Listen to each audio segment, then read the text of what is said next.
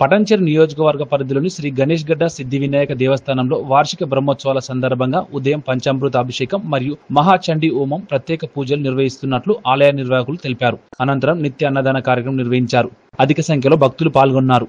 నవరాత్రుల సందర్భంగా ప్రతిరోజు విశేష అభిషేకాలు, అలంకరణతో, పల్లకి సేవ, వివిధ సాంస్కృతిక సాంప్రదాయ గీతాలు, భజన సంకీర్తనలతో, మహిళా కోలాటాలతో భక్తులు అలరింపజేశారు.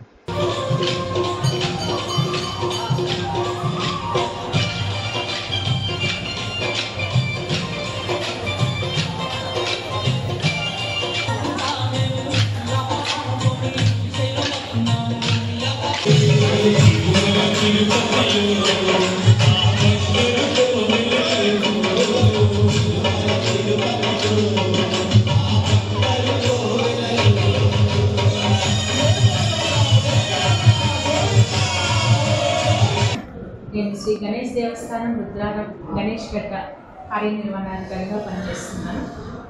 వినాయకుడి బ్రహ్మోత్సవాలు కొనసాగుతున్నాయి.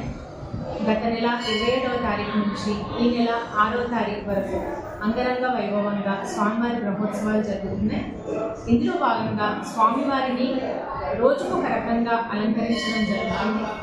మొదటి రోజు హరిద్రావర్ణంలో స్వామివారి భక్తులకు దర్శనం ఇచ్చారు. అలాగే రెండవ రోజు రక్తవర్ణంలో, మూడవ రోజు పీతవర్ణంలో, నాలుగవ రోజు కృష్ణవర్ణంలో, ఐదవ రోజు రుద్రాక్షలతో అలంకరించి రుద్రేశ్వరుడిగా, ఆరవ రోజు అన్నపూర్ణేశ్వరుడిగా అలంకారాలు జరుగుతున్నాయి. భక్తులంతా కూడా చాలా ఆనందంగా స్వామివారిని దర్శించుకుంటున్నారు. దేవస్థానం తరఫున అన్నదాన కార్యక్రమం నిర్విరామంగా కొనసాగుతుంది. అదేవిధంగా సాయంత్రం 6 గంటలకు పల్లకి సేవ అంగరంగ వైభవంగా నిర్వహించబడుతుంది. భక్తులంతా కూడా అధిక సంఖ్యలో పాల్గొన్నారు. రేపు 6వ తారీఖు రోజు జాతర నిర్వహించబడుతుంది. భక్తులంతా స్వామివారి ఉత్సవాల్లో పాల్గొని ఉత్సవాలను దిగ్విజయంగా పూర్తి చేయవలసిందిగా భక్తులకు మనవి చేస్తున్నారు. ఇందుకు గాను భక్తులందరికీ కూడా సకల సదుపాయాలు కల్పించడం జరిగింది. మొబైల్ టాయిలెట్స్ కూడా ఈరోజు హైదరాబాద్ నుంచి చంద్రశేఖర్ గారు అనే దాత భక్తుల సౌకర్యార్థం డొనేషన్ ఇవ్వడం జరిగింది.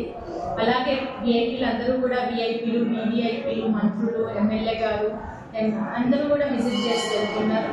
ధర్మకర్తలందరూ వారి సహాయ సహకారాలు అందిస్తున్నారు.